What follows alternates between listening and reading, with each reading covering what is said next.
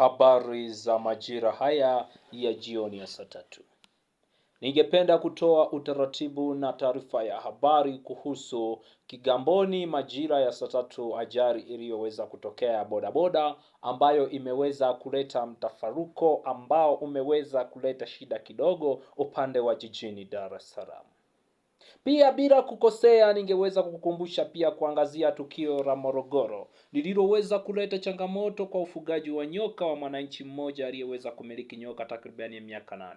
Hivyo jeshi la polisi limeweza kufika kwa ajili ya kuweza kulitatua hili, kushirikiana na wananchi ili kuweza kumuua yule nyoka na wananchi wakae kwa amani. Hivyo ningependa kwenda kumsikiliza John Godfrey hapo ulipo uweze kutuhabarisha habari za usiku huu na majira haya. Waweze kusikiliza watazamaji wa ulimwenguni kote duniani pamoja na Tanzania, kuweza kujua kwa nini imeweza kubainika hiyo nyoka iliweza kukaa kwa miaka mingapi na huyo mtu anaitwa nani na utaratibu ulikuwaje.